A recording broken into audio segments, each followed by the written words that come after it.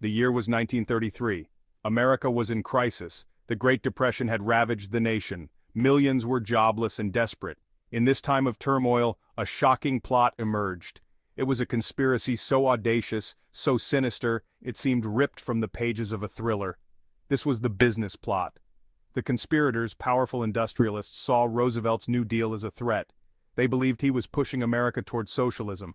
Their solution was drastic: to replace him with a fascist government. They envisioned a government modeled after the fascist regimes of Europe. This government would prioritize big business and dismantle the New Deal. The business plot was a chilling reminder of the fragility of democracy. The business plot was orchestrated by influential figures. General Smedley Butler, a decorated Marine Corps Major General, was approached to lead a coup. Gerald McGuire, a wealthy bond salesman, acted as the intermediary. The financial backing came from some of the wealthiest men in America. They saw Roosevelt's policies as an attack on their wealth and influence. To understand the business plot, we must first understand the historical context in which it arose. The 1930s were a time of unprecedented economic hardship in America. The stock market crash of 1929 had plunged the nation into the Great Depression. Millions lost their jobs, their homes, and their hope. Bread lines stretched for blocks, a stark symbol of the nation's desperation. The unemployment rate soared to a staggering 25%. The American dream seemed to be slipping away. President Franklin D. Roosevelt was elected in 1932 on a promise of change. He introduced the New Deal, a series of programs designed to provide relief, recovery, and reform. These programs included Social Security, unemployment insurance, and public works projects.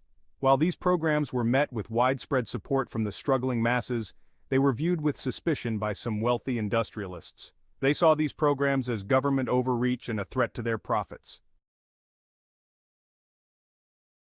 The New Deal, while popular with many, sparked fear and resentment among some of America's elite. They viewed Roosevelt's policies as a dangerous slide towards socialism.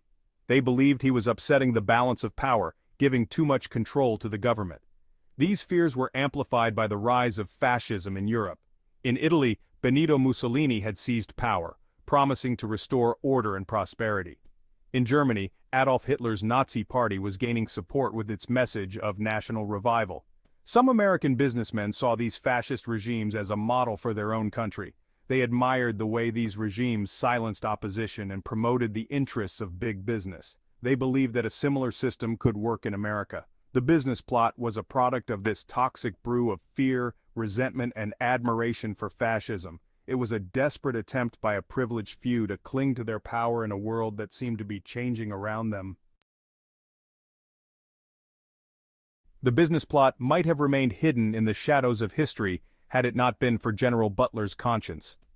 As the plotters revealed their plans to him, Butler grew increasingly alarmed. He realized the gravity of what they were proposing, a treasonous act against their own country. Butler, a man of unwavering patriotism, decided to expose the conspiracy. He meticulously documented his meetings with the plotters, recording their conversations and gathering evidence.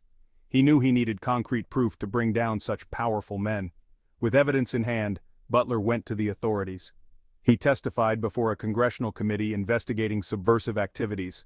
His testimony sent shockwaves throughout the nation. The idea that a group of wealthy businessmen would plot to overthrow the government seemed unfathomable. The congressional committee, known as the McCormick-Dickstein Committee, took Butler's allegations seriously. They launched a full-scale investigation into the matter, interviewing witnesses and examining documents. The McCormick-Dickstein Committee faced an uphill battle in their investigation. The alleged conspirators were powerful and well-connected. They denied any wrongdoing, dismissing the allegations as ludicrous. Evidence was scarce, and witnesses were reluctant to come forward. Despite the challenges, the committee persisted. They meticulously pieced together the events leading up to the plot, uncovering a web of secret meetings, coded messages, and financial transactions. They exposed the shadowy network of individuals and organizations involved in the conspiracy. The committee's final report, released in 1935, confirmed the existence of the business plot. While it stopped short of recommending criminal charges, citing a lack of concrete evidence, the report sent shockwaves through the nation. It confirmed the public's worst fears about the unchecked power of the wealthy.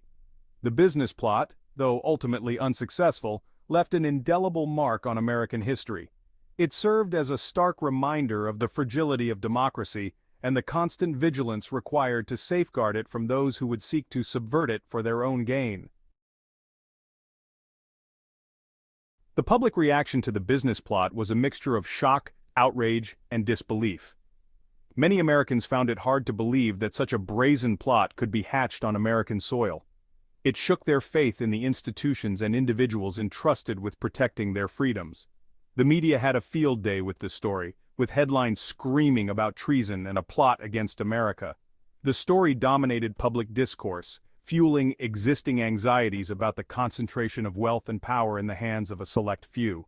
The business plot also had a profound impact on American politics. It deepened the divide between the political left and right, with conservatives dismissing the plot as a hoax and liberals using it to justify greater government regulation of business. The legacy of the business plot continues to resonate today.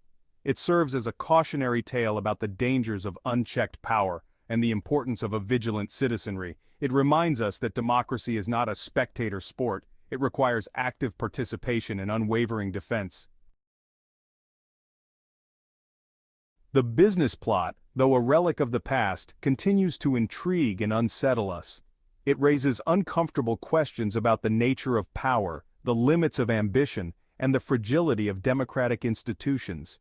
It serves as a stark reminder that the price of liberty is eternal vigilance. While the specifics of the business plot might fade with time, the underlying themes it embodies remain eerily relevant. In an era marked by growing economic inequality, political polarization, and the rise of extremist ideologies, the business plot stands as a chilling reminder of what can happen when power goes unchecked and the rule of law is threatened. The business plot is a story that deserves to be remembered not just as a historical curiosity, but as a cautionary tale for our times. It reminds us that the values of democracy, freedom, and justice are not guaranteed. They must be constantly nurtured, protected, and defended against those who would seek to undermine them.